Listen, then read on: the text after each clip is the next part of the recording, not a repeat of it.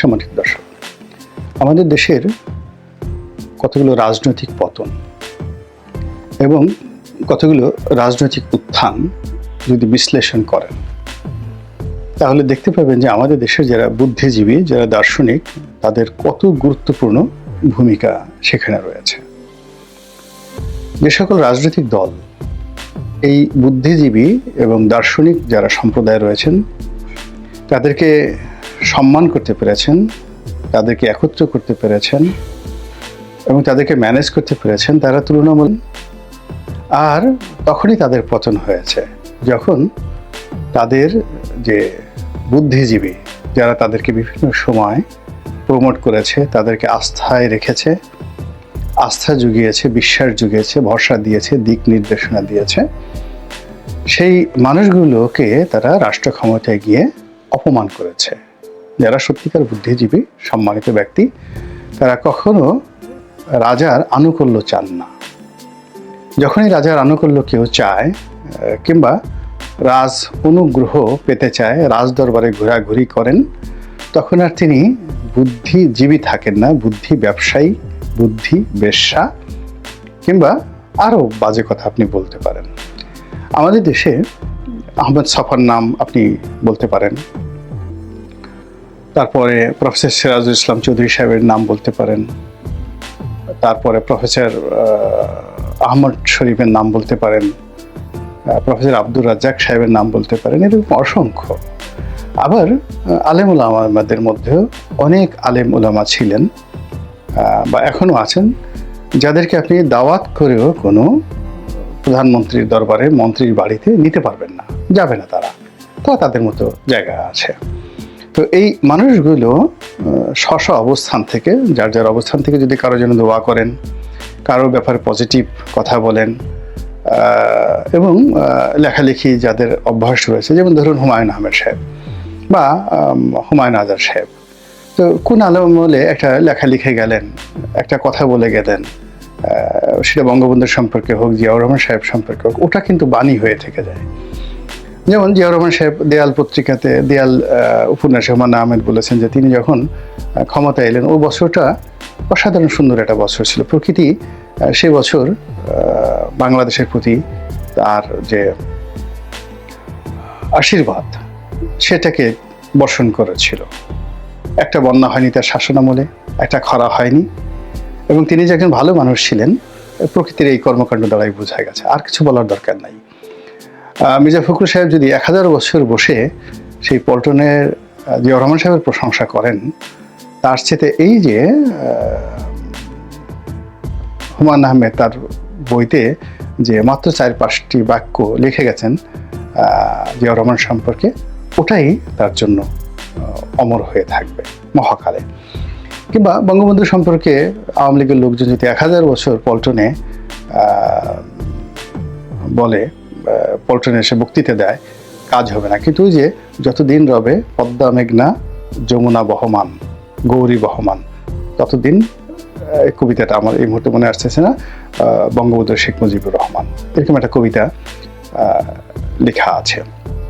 অথবা শোনো একটি মুজিবরের তরে লক্ষ মুজিবর, এই যে গানটা বিখ্যাত, সেই গান, এগুলো হাজার হাজার বছর ধরে বাংলাদেশে শেখ মুজিবুর রহমান বঙ্গবন্ধুকে বাঁচিয়ে রাখবে। তো এই কাজগুলো শেখ হাসিনার জন্য কেউ করেননি, এই কাজগুলো খালেদা জিয়ার জন্য কেউ করেননি, তারেক রহমান সাহেবের জন্য হয়নি, জয়ের জন্য হয়নি, এমনকি এরশাদ সাহেবের জন্য হয়নি। ফলে তারা রাজনীতিতে অমরত্ব লাভ করতে পারেননি এবং পারবেনও না, কোনো অবস্থাতে পারবে না। তারা জনপ্রিয় এবং তাদের অবর্তমানে তাদেরকে ভুলে যাবে মানুষ। কিন্তু দার্শনিকরা যাদেরকে নিয়ে কথা বলেছেন, যাদেরকে নিয়ে লিখেছেন, যাদের সঙ্গে সময় কাটিয়েছেন, সেই মানুষগুলোই অমর হয়ে আছে। নেপোলিয়ন বোনাপার্টের সঙ্গে বিটোভেনের দেখা হয়েছিল, তো এটা একটা অমর কাহিনী। কিংবা পাবলো দ্বিতীয় বিশ্বযুদ্ধের সময় পাবলো পিকাসো, সেই জার্মান জেনারেলের সঙ্গে দেখা হয়েছে, ওটা একটা ইতিহাস, সবসময় এটা ইতিহাস। এরকম দার্শনিক, সাহিত্যিক যারাই কোনো রাজা বাদশার সাথে থেকেছেন, রাজাবাসার কাছে গিয়েছেন, তার অমরত্ব তৈরি করে ফেলেছেন। আবুল ফজল না হলে, ফৈজি না হলে, টোডরমল না হলে আকবর সৃষ্টি কোনোদিন হতেন না এরকম। যাই হোক, যেটা বলছিলাম যে ধরুন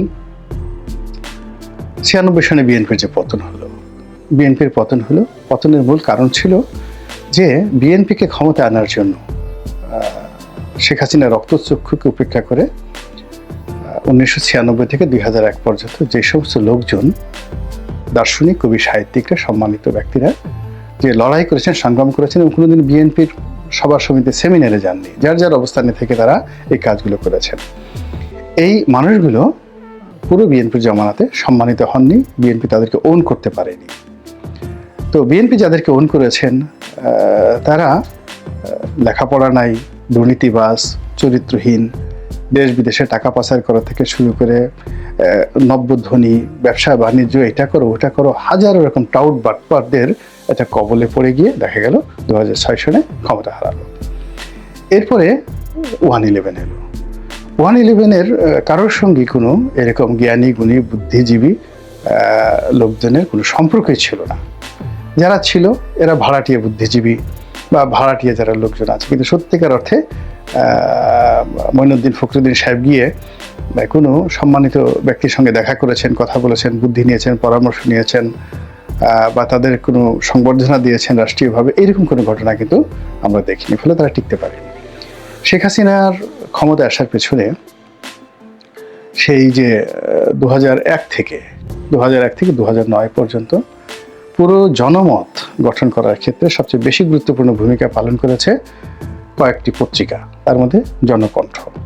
এবং জনকণ্ঠের তোয়াব খান সাহেব, মুনতাসির মামুন, ABM মুসা, আবেদ খান, এরকম যারা কলাম লিখে পুরো সময়টিকে বিএনপির জীবনকে তছনছ করে দিয়েছে এবং আওয়ামী লীগের জন্য একটা উইন্ডো তৈরি করে দিয়েছেন। এবং প্রফেসর আনিসুজ্জামান থেকে শুরু করে আরো অনেকে, এর প্রত্যেকটা মানুষ বিএনপির বিরুদ্ধে কাজ করেছেন এবং বিএনপির বিরুদ্ধে যে তারা কাজ করেছেন বিএনপি কিন্তু বুঝতেও পারেনি। আবার আওয়ামী লীগের পক্ষে কাজ করেছে আওয়ামী লীগের যারা অনর্বর মস্তিষ্ক, তারাও বুঝতে পারেনি। ফলে আওয়ামী লীগ ক্ষমতায় এসে এই মানুষগুলো প্রায় সবাইকে তারা আহত করেছে, ব্যথিত করেছে, অনেককে ডেকে নিয়ে অসম্মান করেছে, অমর্যাদা দিয়েছে। ফলে দেখুন, এই যে আওয়ামী লীগের পেছন থেকে যখন বুদ্ধিজীবীরা সরে গিয়েছে, সেই বুদ্ধিজীবীরা সরে যাওয়ার ফলে কি হলো, আওয়ামী লীগের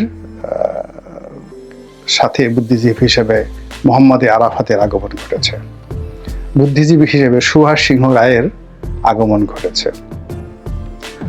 তারপরে এখানে বুদ্ধিজীবী হিসেবে ফারজানা রূপার আগমন ঘটেছে, বুদ্ধিজীবী হিসেবে আর কার নাম বলবো, মোজাম্মেল বাবুর আগমন ঘটেছে, নাইমুল ইসলাম খানের আগমন ঘটেছে।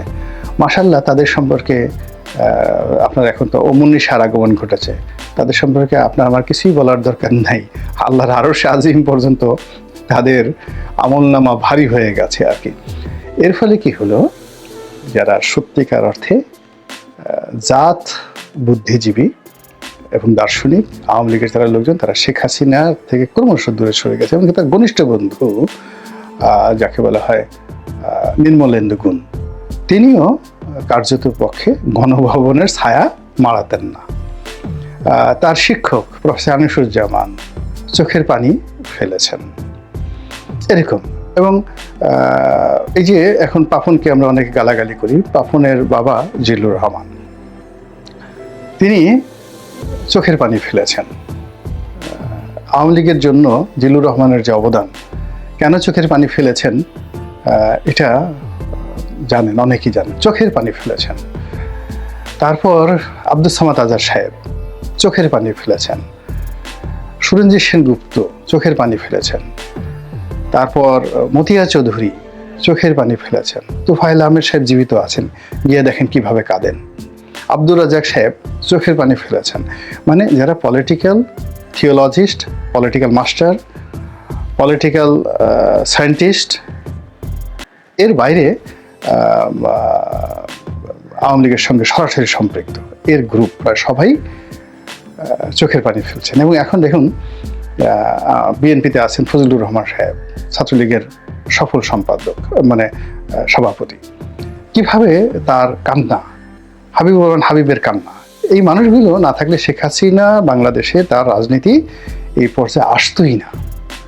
সবচেয়ে দুঃসময়গুলোতে যে মানুষগুলো, এই সুলতান মোহাম্মদ মনসুর, হাবিবুর রহমান হাবিব, তারপরে ফজলুর রহমান, তারপরে ফজলুল চুন্নু, সেই আমাদের ফরিদপুরের যে বাহলুল মজলুল চুন্নু, ওই যে আখতারুজ্জামান, ডাকসুর ভিপি সাবেক ভিপি আখতারুজ্জামান, এদের যে ভূমিকা আনবিলিভেবল। তারা সবাই কেঁদেছে।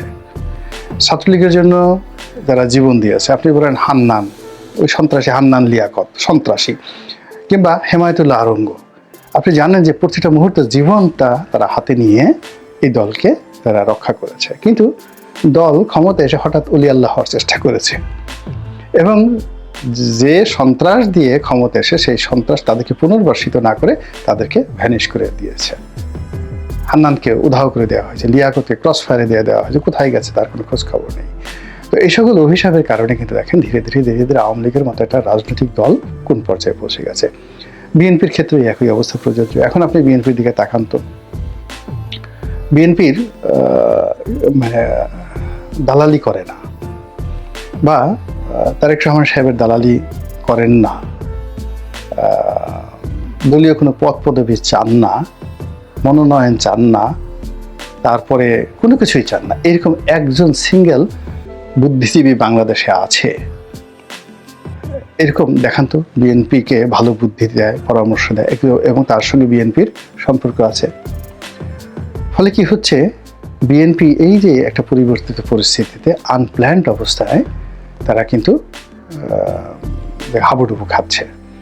বিএনপির বিপদের দিনের, প্রচণ্ড বিপদের দিনের যারা বন্ধু ছিল, যেমন ধরুন ডক্টর বি চৌধুরী কিংবা কর্নেল অলি, এই মানুষগুলো বিএনপির প্রতিষ্ঠা হিসেবে, কিংবা মেজর জেনারেল শিশু, এই মানুষগুলো কোথায়? মানে জিয়াউর রহমানের হাতকে শক্তিশালী করার জন্য সাংগঠনিকভাবে, তারপর শেষে রাষ্ট্রীয়ভাবে যে মানুষগুলো জীবন দিয়েছেন, সারাটা জীবন শেষ করে দিয়েছেন, সে মানুষগুলো বিএনপির ধারের কাছে এখন নেই। আবার নতুন প্রজন্মের মধ্যেও এমন একজন লোক নেই। ফলে কি হলো, দেখুন এরকম একটা সুযোগ, একটা ঐতিহাসিক সুযোগ বিএনপি গ্রহণ করতে পারছে না। তারা শুধু ডানে যাচ্ছে, বামে যাচ্ছে, এবং যদি কোনো কারণে তারা নির্বাচিত হয়, তাহলে এখন যে অবস্থা আছে তার চেয়ে অবস্থা ভালো হবে বলে আমার কাছে মনে হচ্ছে না। তো যেটা বলছিলাম, এই যে এত লম্বা ভূমিকা মূলত ডক্টর ইউনূসের জন্য। ডক্টর ইউনূসের সবচেয়ে ঘনিষ্ঠজন হওয়া উচিত ছিল এদেশের দার্শনিক, ভারতের দার্শনিক, পাকিস্তানের দার্শনিক। এর কারণ হলো, রাজনীতিতে, সমাজে, রাষ্ট্রে সবচেয়ে ঊর্ধ্ব স্তরের মানুষ হলেন দার্শনিক সম্প্রদায়, যারা চিন্তক, রাষ্ট্রচিন্তক বা যে কোনো বিষয় চিন্তক, দার্শনিক, দর্শন শাস্ত্র যারা চর্চা করেন। এরা এই আর্য যুগ থেকেই, তাদেরকে বলা হতো ব্রাহ্মণ, তো ব্রাহ্মণ মানে কখনো রাজা হতেন না, রাজা ক্ষত্রিয় বংশ থেকে হতেন, যোদ্ধাদের থেকে হতেন, কিন্তু ব্রাহ্মণদের পরামর্শ ছাড়া রাজকার্য রাজা চালাতে পারতেন না। অসাধারণ একটা ক্ষমতার ভারসাম্যের কারণে হাজার হাজার বছর ধরে এই যে একটা ধর্ম টিকে আছে, আর সেই একটা রাষ্ট্র ব্যবস্থা, তারা সেই আর্য যে রাষ্ট্র ব্যবস্থা সারা দুনিয়াতে শ্রেষ্ঠতম রাষ্ট্র ব্যবস্থা, যেখানে দার্শনিকদেরকে সর্বোচ্চ অবস্থানে রাখা হয়েছে। আপনি অটোমান ডাইনেস্টির কথা চিন্তা করেন, কিংবা ইসলামিক খিলাফতের কথা চিন্তা করেন, তো সেখানে মজলিসে শুরা নামক একটি সংগঠন ছিল, যারা সুলতানের বিচার করতে পারতেন, সুলতানকে মৃত্যুদণ্ড দিতে পারতেন, খলিফাকে অবৈধ ঘোষণা করতে পারতেন। এবং যিনি এই দলের মধ্যে যারা ছিলেন, কেউ শাইখুল, যাদেরকে বলা হতো শাইখুল আলম, তারপরে কাজী উল কুজ্জা, তথা যিনি প্রধান বিচারপতি তিনি, এবং যিনি ধর্মীয় প্রধান শাইখুল আজম তিনি। তো এরকম একটা বিশাল গ্রুপ নিয়ে যে একটা মজলিসে শুরা, উচ্চ পদস্থ মজলিসে শুরা ছিল, এবং যেটা আংশিক হলেও এখনো সৌদি আরবে আছে, এবং আংশিক হলেও এখনো মিশরে আছে। মিশরে আল আজহার বিশ্ববিদ্যালয়ের যিনি খতিব বা যিনি গ্র্যান্ড মুফতি, ও তাদেরকে বলা হয় গ্র্যান্ড মুফতি, তিনি ওখানকার শারিয়া কোর্টের চিফ জাস্টিস। তিনি কিন্তু যে কোনো রায়কে বাদ দিতে পারেন, এবং রাষ্ট্রীয় প্রেসিডেন্টের পরে তিনি দ্বিতীয় গুরুত্বপূর্ণ ব্যক্তি। অন্যদিকে আরাফাতের ময়দানে যিনি ইমামতি করেন, গ্র্যান্ড মুফতি সৌদি আরবে, এখনও তিনি বসে থাকেন, আর বাদশাহ যুবরাজ এসে তার হাত চুম্বন করে। এই যে বাদশাহ এখন সালমান আছেন বা মোহাম্মদ বিন সালমান আছেন, ওখানে যিনি এখন গ্র্যান্ড মুফতি আছেন, অন্ধ এক ভদ্রলোক, তো তিনি বসে থাকেন, তার সামনে গিয়ে তার হাত চুম্বন করেন। তাকে কিন্তু গিয়ে রাজদরবারে কখনো দেখা যায় না। তিনি রাজার সাথে দেখা করতে গেছেন এরকম কোনো ঘটনা নাই, রাজাই বা যুবরাজা তার সঙ্গে দেখা করতে আসেন। তো সেই অর্থে বাংলাদেশে যারা এই ধরনের লোক এখন আছে কি না সেটাও সমস্যা। যদি 2-4 জন থাকেন, 2-4-10 জন থাকেন, বা দেশের বাইরে যারা আছেন, তো এদের সঙ্গে ডক্টর মোহাম্মদ ইউনূসের বন্ধুত্ব হওয়া উচিত ছিল সবচেয়ে বেশি। কিন্তু দুর্ভাগ্যজনক হলো সত্য যে এরকম একজন লোককেও তার পাশে দেখা যাচ্ছে না। ফলে কি হচ্ছে? যা হওয়ার তাই হচ্ছে। বঙ্গবন্ধুর জামানাতে অনেক ব্যর্থতা ছিল, কিন্তু সেখানে এই যে এখন জায়জাদিনের শফিক রহমানের বাবা সাইদুর রহমান, পল্লীকবি জসিমউদ্দিন, তো এই সমস্ত মানুষ যখন বঙ্গবন্ধুর কাছে যেতেন, তিনি চেয়ার ছেড়ে দাঁড়িয়ে যেতেন। খানে সবুরের মতো মানুষ, ফজলুল কাদের চৌধুরীর মতো মানুষ, এদের নাম শুনলে বঙ্গবন্ধু মানে সম্ভ্রম দাঁড়িয়ে যেতেন। তার রাজনৈতিক গুরু সেই মৌলানা ভাসানী, তিনি গিয়ে নিজে সন্তোষে তার সাথে দেখা করে আসতেন। এবং তিনি যখন যেতেন, তিনি এই ভাসানীর যে স্ত্রী আলেমা ভাসানী, তাকে পা ধরে সালাম করতেন। এখন এই যে কালচারগুলো, এই কালচারগুলো নাই। যখন একটা লোক চেয়ারে বসছে, পা দুটো সে সামনে বাড়িয়ে রাখবে এবং সবাই তাকে সালাম করবে। এই যে কালচার, এই কালচারের ফলে কি হচ্ছে? কর্মে বরকত হচ্ছে না, সফলতা হচ্ছে না। এবং এখানে দার্শনিকতার কোনো বয়স নেই। হযরত আব্দুল্লাহ ইবনে আব্বাস খুব বিখ্যাত মুফাসসির কেরাম ছিলেন, এবং কোরআনের ব্যাপারে তার যে যাকে বলা হয় আল্লাহ যে তাকে পাণ্ডিত্য দিয়েছেন, স্বয়ং আল্লাহর রাসূল বলেছেন যে আমার পরে যদি কেউ এই কোরআনের অন্তর্নিহিত তাৎপর্য কেউ ব্যাখ্যা করতে পারে, তিনি হলেন আব্দুল্লাহ ইবনে আব্বাস। তো এই আব্দুল্লাহ ইবনে আব্বাস বয়সে খুবই তরুণ ছিলেন। কত বয়স ছিল আমি এটা বলতে পারবো না, এত অল্প যে বলতে গেলে হযরত উমর রাদিয়াল্লাহু তাআলা আনহুর ছেলের বয়সের চেয়ে ছোট। কিন্তু তিনি যখন আসতেন কোনো কাজে, তখন খলিফা দাঁড়িয়ে যেতেন এবং নিজের পাগড়ি তাকে বিছিয়ে দিতেন তাকে বসার জন্য। এটা ছিল ইলমের, হিকমতের মর্যাদা, এবং এর জন্য একজন উমর হতে পেরেছিলেন। এবং তার জামাতে আব্দুল্লাহ ইবনে আব্বাস এর মতো একজন দার্শনিক ছিলেন। একইভাবে আরও অনেক কথা বলা যাবে। তো এই বিষয়টি এখন দেখা যাচ্ছে না। গণভবনে নাই, বঙ্গভবনে নাই, সবাই আছে, গান আছে, বাজনা আছে, শিল্পী আছে, নৃত্যশিল্পী আছে, জেনাকার আছে, ব্যভিচারী আছে, চোর আছে, গুন্ডা আছে, ডাকাত আছে, চোরাকারবারি আছে, কিন্তু কোনো দার্শনিক, কোনো ওলি আল্লাহ, কোনো গাউস কুতুব ওই জায়গাগুলোতে নেই। আল্লাহ আমাদের সবাইকে হেদায়েত দান করুন এবং হেফাজত করুন। আসসালামু আলাইকুম ওয়া রাহমাতুল্লাহি ওয়া বারাকাতুহু।